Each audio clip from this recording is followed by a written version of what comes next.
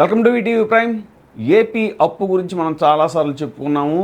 అప్పు డే తెల్లారిందా అంటూ ప్రతి మంగళవారం కూడా ఏది ఏపీ ప్రభుత్వం, కూటమి ప్రభుత్వం అప్పుల కోసం వెళ్ళటం అనేటువంటిది సర్వసాధారణం అయిపోయింది. అయితే మరి అంతకుముందు అప్పులు చేయలేదా అని అంటే, అంతకుముందు చేసిన అప్పుల్ని చాలా తీవ్రంగా విమర్శించి అప్పులతో ఇంకేముంది, రాష్ట్రాన్ని అప్పులు కుప్ప చేసేశారు, 10 లక్షల కోట్లని 14 లక్షల కోట్లని నోటుకొచ్చిన ఫిగర్స్ చెప్పారు.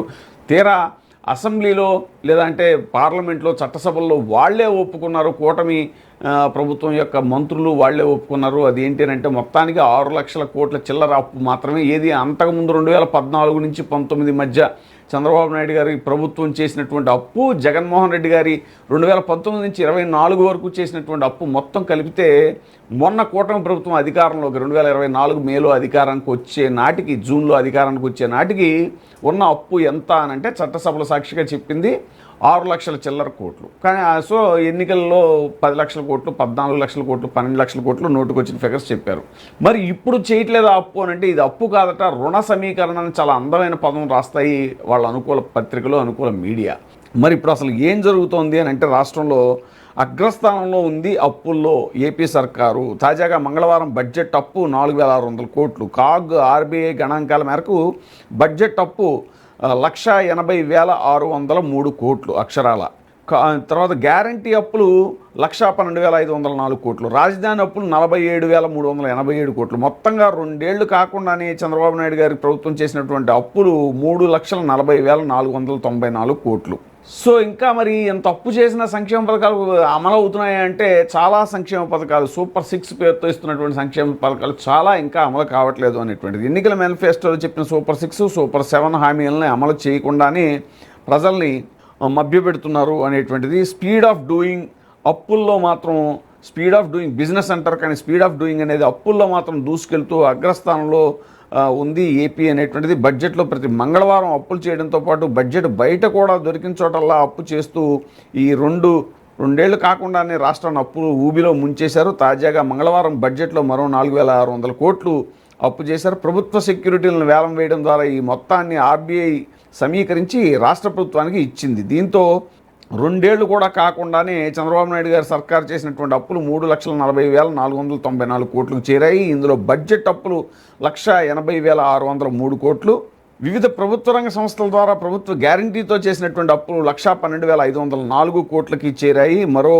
మరోపక్క రాజధాని అమరావతి పేరుతో 47,387 కోట్లు అప్పు చేశారు. ఇన్ని అప్పులు చేసినా కూడా ఇంకా అంతా శూన్యంగా ఉంది అనేటువంటిది. అప్పు చేయకుండా రాష్ట్ర సంపద పెంచడం ద్వారా సూపర్ 6 ఇస్తాను అంటూ వైఎస్ జగన్ ప్రభుత్వం అమలు చేసినటువంటి పథకాలన్నీ రెట్టింపు మరింత మెరుగ్గా అమలు చేస్తానంటూ ఎన్నికల ముందు చంద్రబాబు నాయుడు గారు ఓదరగొట్టారు. అధికారంలోకి వచ్చిన తర్వాత మాత్రం 2 ఏళ్లలోనే ప్రజల మీద భారీగా అప్పులు మోపారు. ఇచ్చిన హామీలన్నిటువంటి ఏవి కూడా దాదాపుగా అమలు చేయలేదు. పైగా రాష్ట్ర సంపద పెంచడంలో పూర్తిగా విఫలమయ్యారు. దొరికిన చోటల్లో అప్పు చేయడంలో మాత్రం సఫలమయ్యారు అనేటువంటిది. ఇప్పుడు ఏ కార్పొరేషన్స్ నుంచి ఎంతంత అప్పు తీసుకున్నారు అనేటువంటిది చూస్తే పౌర సరఫరాల సంస్థ 7,000 కోట్లు, మార్క్ ఫెడ్ నుంచి 21,700 కోట్లు, ఏపీ ఎండిసి నుంచి 9,906 కోట్లు, ఏపీ పవర్ ఫైనాన్స్ కార్పొరేషన్ నుంచి 6,710 కోట్లు, బ్యాంకుల నుంచి విద్యుత్ సంస్థలు తీసుకున్నవి 1,150 కోట్లు, ఏపీ విమానాశ్రయాల అభివృద్ధి కార్పొరేషన్ 1000 కోట్లు, ఏపీ జలజీవన్ మిషన్ కార్పొరేషన్ 14,000 కోట్లు, ఏపీ ఐఐసి ద్వారా 8,500 కోట్లు, ఏపీ సిపిడిసిఎల్, ఏపీ ఎస్పీడీసీఎల్ ద్వారా 5,473 కోట్లు, నాబార్డు నుంచి 3,762 కోట్లు, ఎస్బీఐ ద్వారా ఏపీ పవర్ ఫైనాన్స్ కార్పొరేషన్ 2,000 కోట్లు, ఆంధ్రప్రదేశ్ బెవరేజెస్ కార్పొరేషన్ బాండ్లు 17,600 కోట్లు, ఆంధ్రప్రదేశ్ పవర్ డెవలప్మెంట్ కార్పొరేషన్ 1,724 కోట్లు, ఏపీ పవర్ ఫైనాన్స్ కార్పొరేషన్ 900 కోట్లు, హట్కో ద్వారా ఏపీ టిట్కో అప్పు 4,450 కోట్లు, హట్కో ద్వారా ఏపీపీసీఎల్ 500 కోట్లు, రామాయపట్నం పోర్టు 3,938 కోట్లు, ఏపీ సీడ్ కార్పొరేషన్ 190 కోట్లు, ఏపీ పవర్ ఫైనాన్స్ కార్పొరేషన్ 2,000 కోట్లు, మొత్తంగా 1,12,504 కోట్ల రూపాయలు ఈ కార్పొరేషన్ ద్వారా తీసుకున్నటువంటి లోన్లు. సో ఓవరాల్గా చూస్తే ఏంటంటే 3 లక్షల చిల్లర కోట్లు అప్పుడే 2 ఏళ్లలోనే అయిపోయింది అని అంటే, ఇక మరి ఇంకా మిగిలిన 2 ఏళ్లలో ఇంకెన్ని లక్షల కోట్లు అప్పు అవుతుందో. అందులో ఎలక్షన్స్ ముందు ఖచ్చితంగా ఎలక్షన్ ముందు ఇయర్ అంటే 2027, 2028 కూడా ఇంకా పథకాలు అప్పుడు 2 ఏళ్ళు ఎగ్గొట్టేసిన పథకాలన్నీ కూడా అప్పుడు బయటికి తీసి అరకొరగా విధులుస్తారు. ఇంకా అప్పుడు కాంట్రాక్టర్లకు ఇవ్వటం ఇవి అవి అన్నీ కలిసి తడిసి మోపిడయ్యేటువంటి ఛాన్స్ ఉంది. ఖచ్చితంగా వాళ్ళు జగన్మోహన్ రెడ్డి గారి టైంలో విమర్శించినటువంటి 10 లక్షల కోట్ల అప్పు మార్కుని కూటమి ప్రభుత్వం అయితే మాత్రం అది చేరుకునే ఆ మార్కుని రీచ్ అయ్యేటువంటి అవకాశాలు ఎక్కువగా కనిపిస్తున్నాయనేటువంటిది ఆర్థిక నిపుణులు చెప్తున్నటువంటి విషయం.